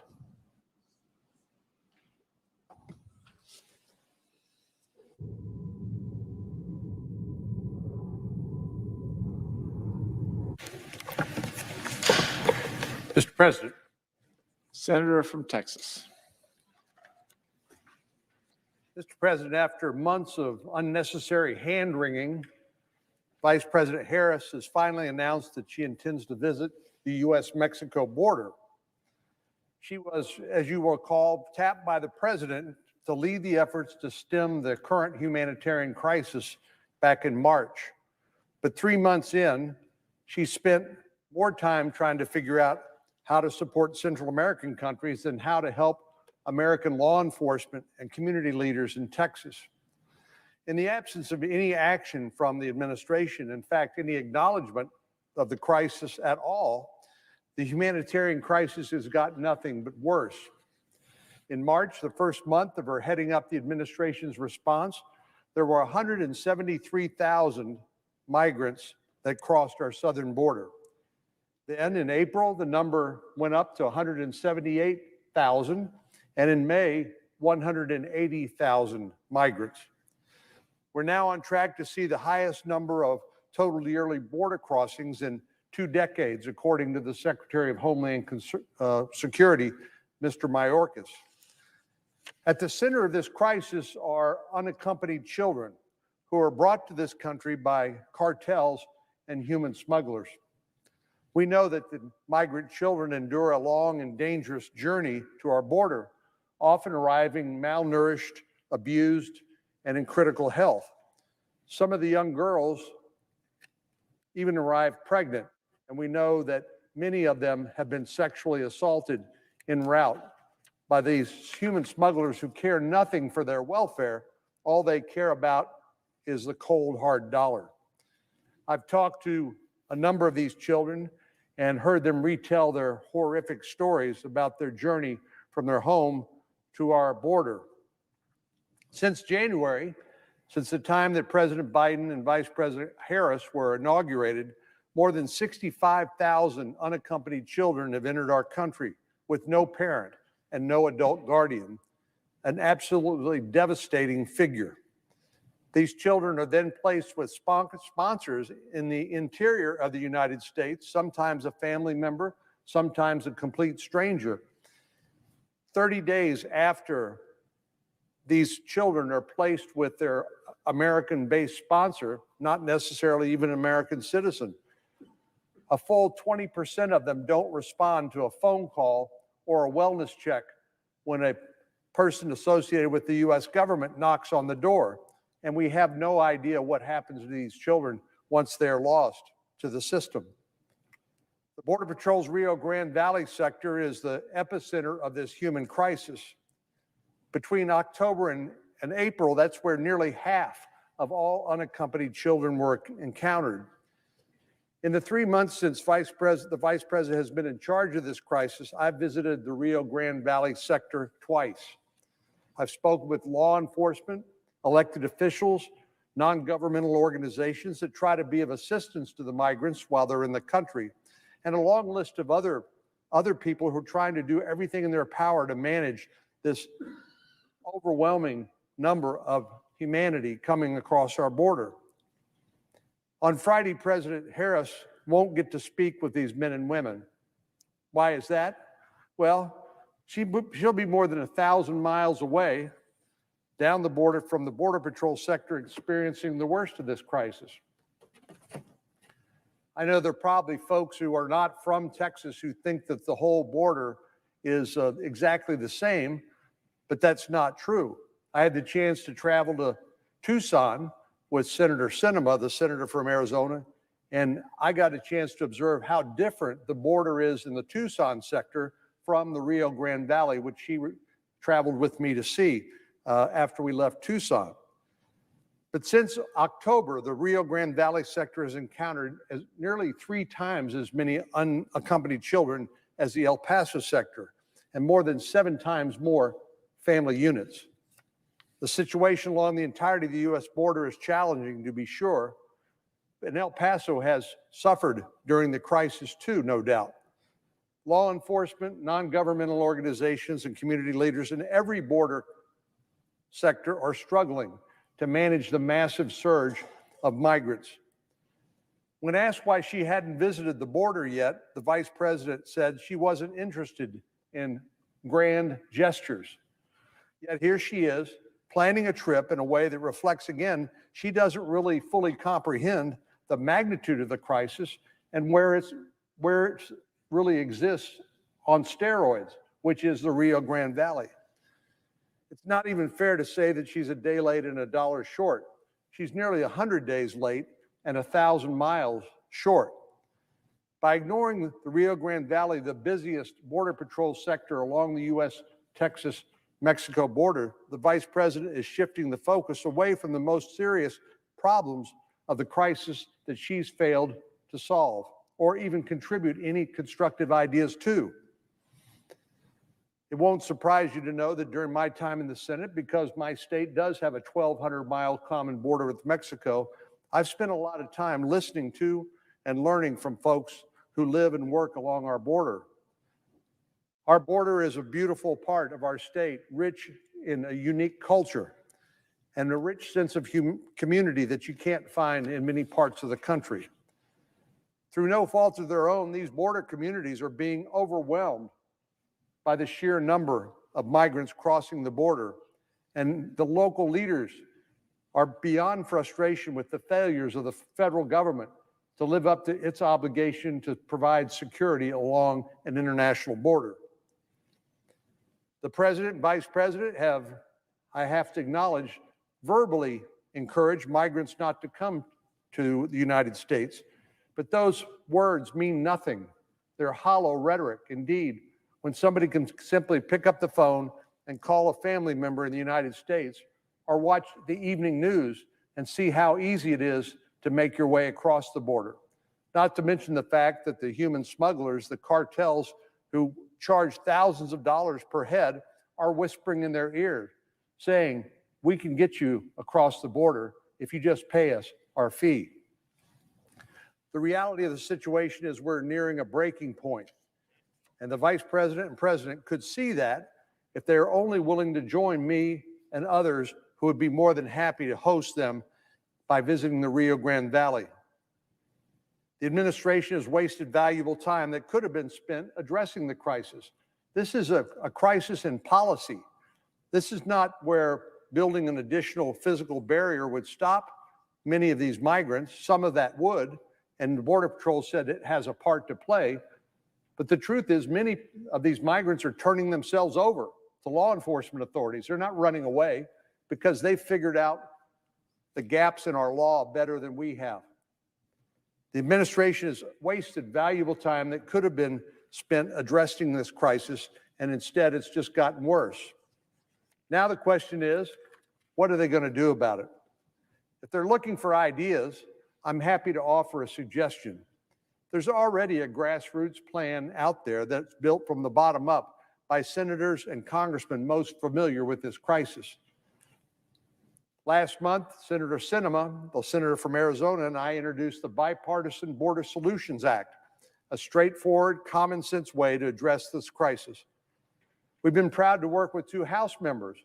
The chair presiding officer knows Congressman Cuellar from Laredo, Texas, along with Tony Gonzalez, who represents one of the biggest congressional districts contiguous to the U.S.-Mexico border, and they are our co-sponsors in the House. So a bipartisan, bicameral bill to address the very crisis that Vice President Harris and President Biden have been trying to avoid learning more about, at least until now. This legislation has support, as I said, of members of both parties and in both chambers, as well as a diverse range of well-respected organizations. The U.S. Hispanic Chamber of Commerce, the National Border Patrol Council, the National Immigration Forum, and more than a dozen other organizations support this legislation. I'd be more than happy to sit down with the President and Vice President to discuss our bill, which includes the input of leaders who are dealing with the brunt of the crisis along the border. If the administration truly wants to address this crisis, they need to get serious about how to do so, and a photo op simply will not get the job done.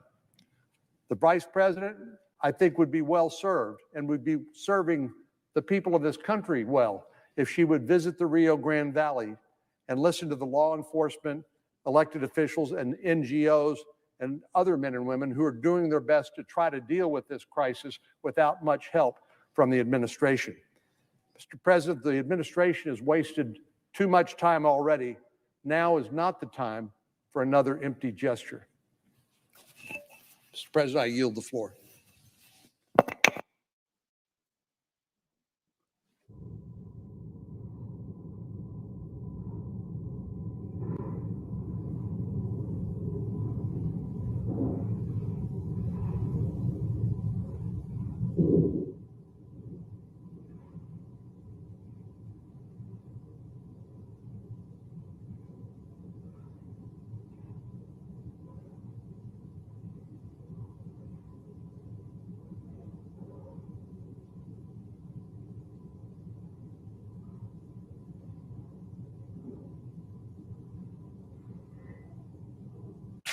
Mr. President. Senator from Maryland. Thank you, Mr. President. I rise this afternoon in support of the nomination of U.S. Magistrate Judge Deborah Boardman to be a United States District Judge for the District of Maryland. Judge Boardman was favorably reported by the Judiciary Committee on June 10th. I had recommended Judge Boardman along with Senator Van Hollen to President Biden, and I strongly support her nomination. Judge Boardman was nominated to fill the future vacancy created when Judge Richard Bennett, appointed by President Bush in 2003, announced his intentions to take senior status upon the confirmation of his successor. President Biden nominated Judge Boardman for this position on March 30th, and the Judiciary Committee held her confirmation hearing on May the 12th. Shortly after the November 2020 presidential election, I worked with Senator Van Hollen to establish a judicial selection committee in Maryland. We used an open application process with public advertisement and communicated closely with the state, local, and specialty bar associations in Maryland. In particular, we sought out highly qualified and diverse applicant pool. Our committee interviewed everyone who submitted an application, which involved several dozen interviews. Senator Van Hollen and I personally interviewed several finalists before making our recommendations to the White House. I strongly agree with President Biden's request that senators consider nominating individuals whose legal experiences have been historically underrepresented on the federal bench, including those who are public defenders, civil rights and legal aid attorneys, and those who represent Americans in every walk of life. Judge Boardman fits that request. Judge Deborah Boardman was born in Silver Spring, raised in Frederick, and lives in Baltimore. She received a BA from Villanova University. After graduating from college, she accepted a Fulbright scholarship to study in Amman, Jordan. She received her JD from the University of Virginia School of Law. After law school, she clerked for a federal judge on the Eastern District of Virginia, known as the Rocket Docket, for the speed of its caseload. Judge Boardman brings tremendous experience to the courtroom as a sitting U.S. Magistrate Judge in Maryland since 2019, which is the same federal judicial district in which she would become a district judge if confirmed by the Senate. She already handles a heavy caseload in our federal court. As a magistrate judge, Judge Boardman presides over civil cases by consent of the parties, resolves civil discovery disputes, conducts settlement conferences, and presides over preliminary criminal proceedings. Additionally, she administers the District of Maryland's Social Security appeals docket. In civil cases before her by consent of the parties, Judge Boardman rules on motions to dismiss, resolves discovery disputes, decides whether a case should proceed to trial, and presides over bench and jury trials. These cases have involved claims of unemployment discrimination in violation of Title VII of the Civil Rights Act of 1964, the Americans with Disabilities Act, the Rehabilitation Act, claims under 42 U.S.C. 1983, the Fair Labor Standards Act, the Fair Debt Collection Practices Act, qualified and sovereign immunity defenses, and state law claims stemming from contract disputes and personal injury.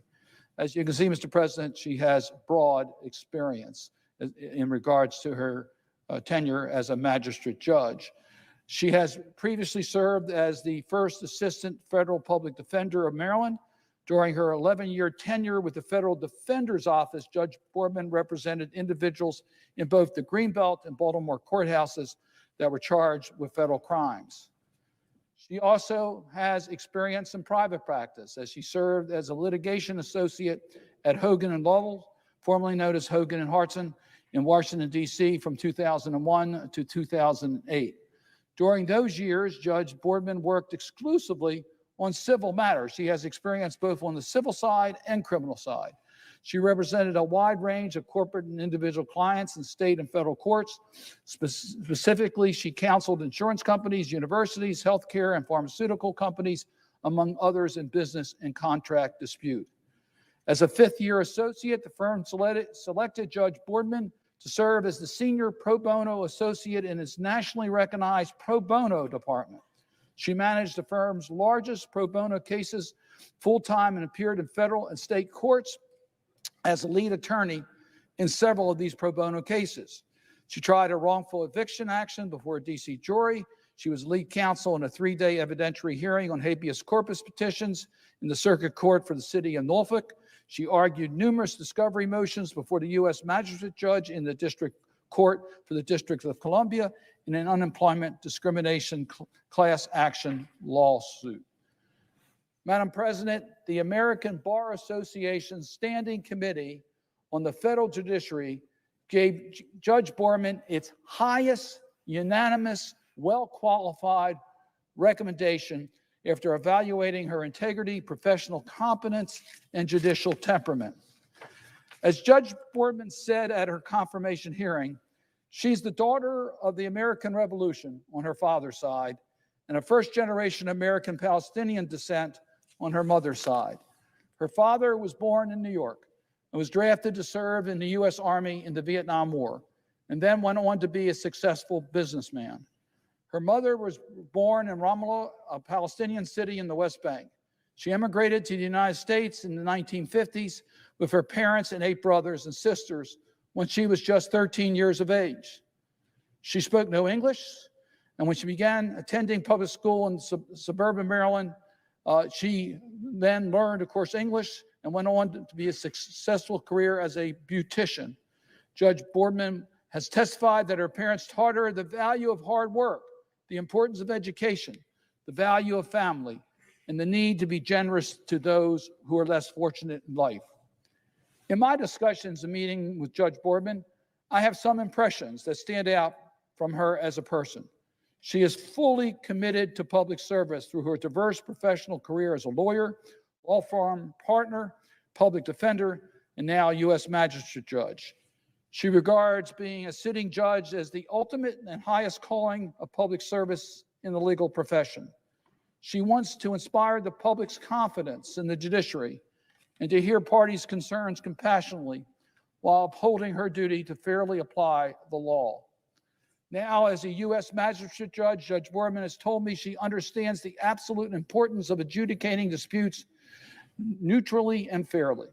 She surely has the temperament for this position. She has told me that she is naturally curious and tries to avoid making assumptions. Judge Boardman shared with me that her internal compass directed her towards service. Judges are first and foremost public servants, but they hold certain powers over individual lives. She understands that. In her view, a district court judgeship is much more than an achievement. It's a serious public responsibility, which requires a judge to put the public first as they uphold the rule of law. Numerous individuals wrote to me on Judge Boardman's behalf, including several sitting judges, law firm associates, and colleagues from her service in the public defender's office. They unanimously praised Judge Boardman's courtroom skills as a litigator, in particular praising her courtroom presence, sharp legal and analytical skills in both written and oral advocacy, and her high level of professionalism, excellent temperament, and unfailing courtesy to all parties. As a person, I've repeatedly been told by those that know her well that Judge Boardman is the best kind of person to be a judge. She is smart, patient, kind, and tough when she needs to be. She's a hard worker, and she sees all sides of an argument and is always fair and professional in her treatment of others. I was delighted to recommend the nomination of Judge Boardman to President Biden along with Senator Van Hollen. Judicial nominees must meet the highest standard of integrity, competency, and temperament. Judge Boardman will safeguard the rights of all Marylanders and all Americans, uphold the Constitution and rule of law, and faithfully follow the judicial oath to do equal right to the poor and to the rich. I am confident that Judge Boardman will serve the people of Maryland very well once she is confirmed. Madam President, I urge my colleagues to vote for the confirmation of Judge Boardman, who is an outstanding judicial nominee for Maryland. She's already a sitting United States Magistrate Judge on the U.S. District Court for the District of Maryland, where she has served the district judges. I look forward to her continued public service to Maryland and to the nation. With that, Madam President, I yield the floor.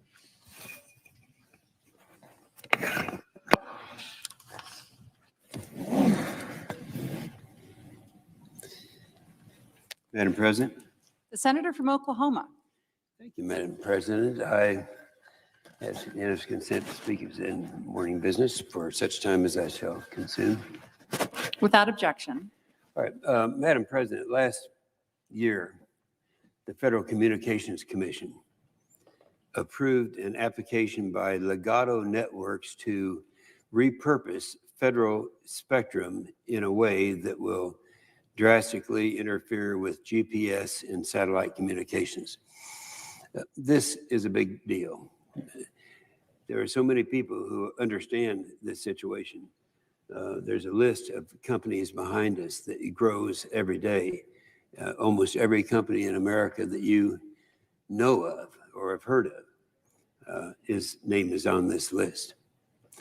The decision that was made will threaten GPS and satellite communications reliability for millions of Americans who depend on it. The reliability of GPS and satellite communications is necessary for safety of life, operations, national security, and economic activity. And I'm going to pause here for a minute to drive home what this actually means for every American, because people don't know this. They don't know how important GPS is. And yet there's not an American I can think of by description who isn't using it every day. So if something happens to it, there's a serious problems.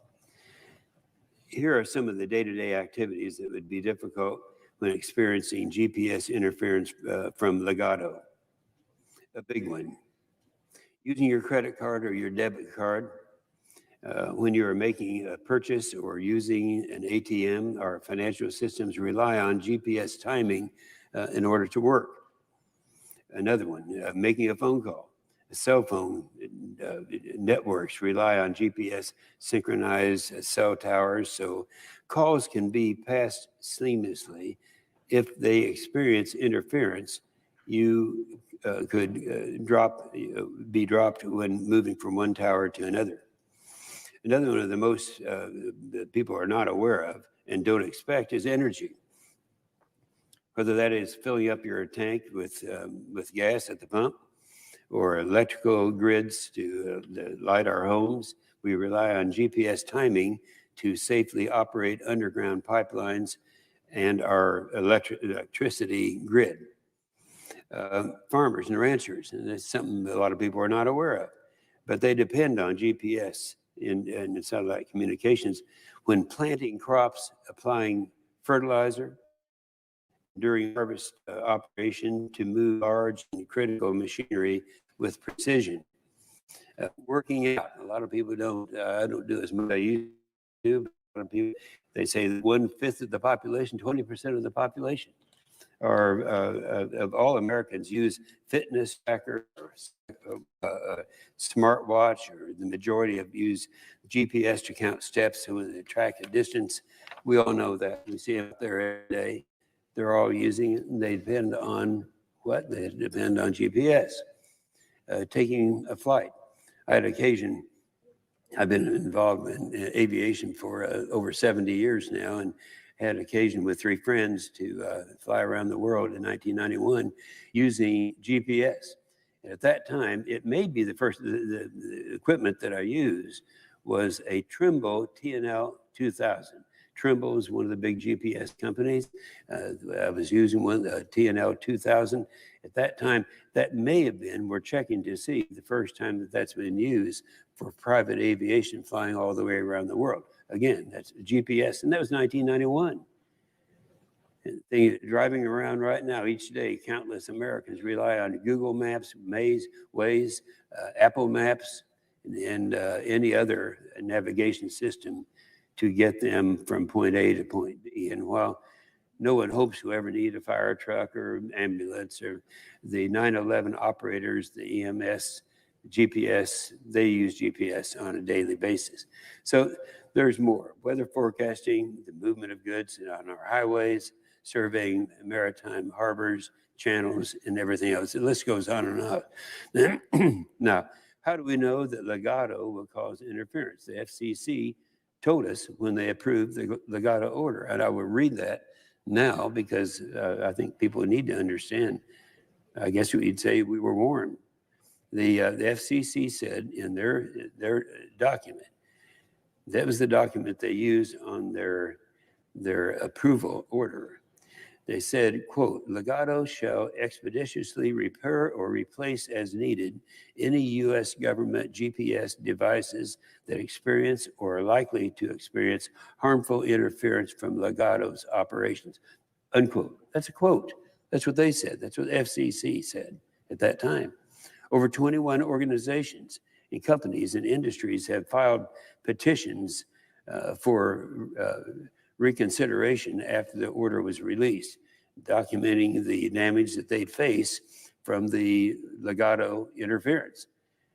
This thing right out behind me is now up to 82. It was 78 this morning, and the list goes on and on. You can hardly think of a corporation in America that isn't on this list. And so it's something that is a very serious problem and widespread. There's one way to put the interference into perspective. Because GPS signals travel from satellite in space, by the time those signals get to Earth's surface, they're low power. Because the FCC order allows Legato to repurpose spectrum to operate a terrestrial-based network, Legato signals on Earth's surface will be much more powerful than GPS, causing substantial and harmful interference. And while the FCC required Legato to repair damage to federal agencies that result from the interference, congressional action is needed because the expansive strategy to combat this surge in gun violence. The president acknowledging that there has been a spike in violent crime in many big cities, particularly what he says is